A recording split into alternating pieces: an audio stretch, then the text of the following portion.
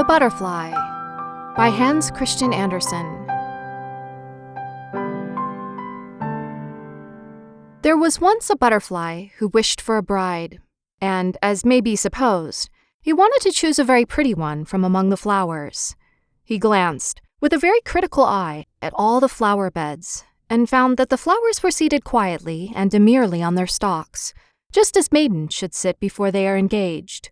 But there was a great number of them, and it appeared as if his search would become very wearisome. The butterfly did not like to take too much trouble, so he flew off on a visit to the daisies. The French call this flower Marguerite, and they say that the little daisy can prophesy. Lovers pluck off the leaves, and as they pluck each leaf, they ask a question about their lovers.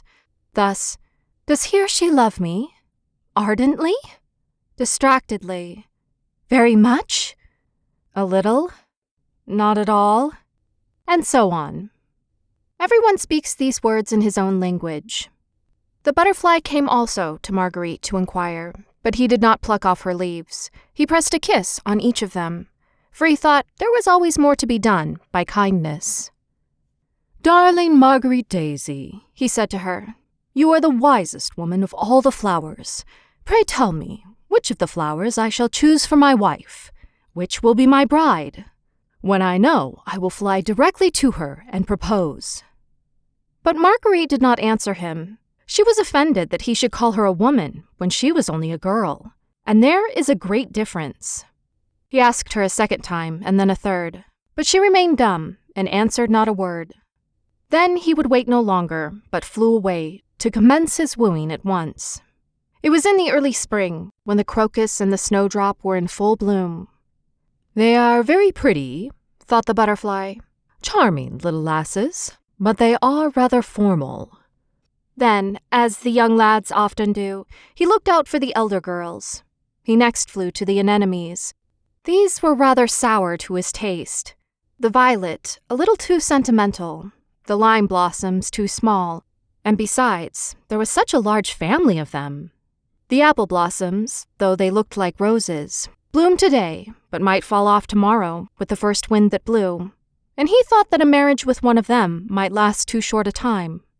The pea blossom pleased him most of all. She was white and red, graceful and slender, and belonged to those domestic maidens who have a pretty appearance and yet can be useful in the kitchen.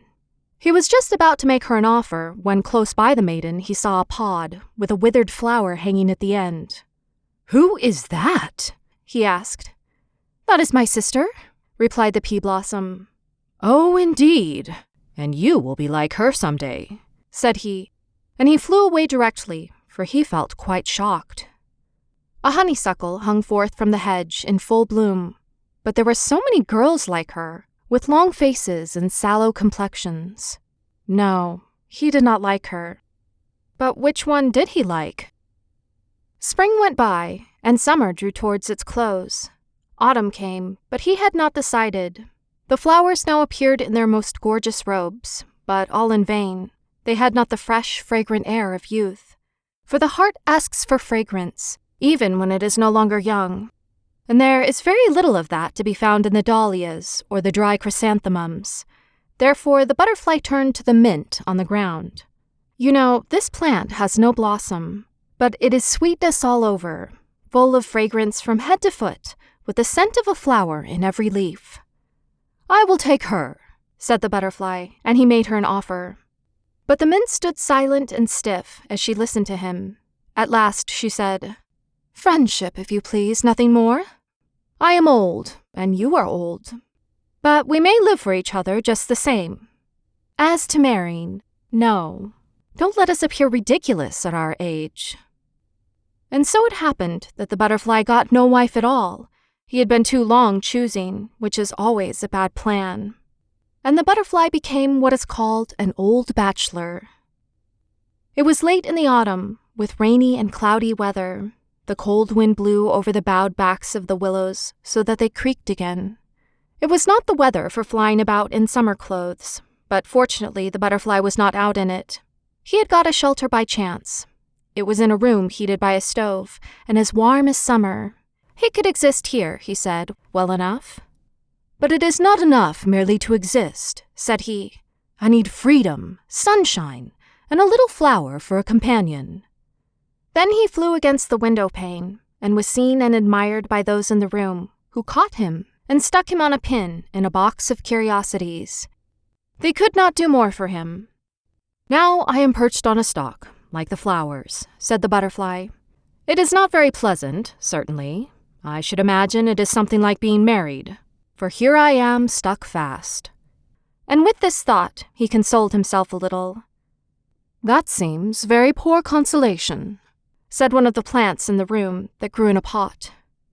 "Ah," thought the butterfly, "one can't very well trust these plants in pots. They have too much to do with mankind."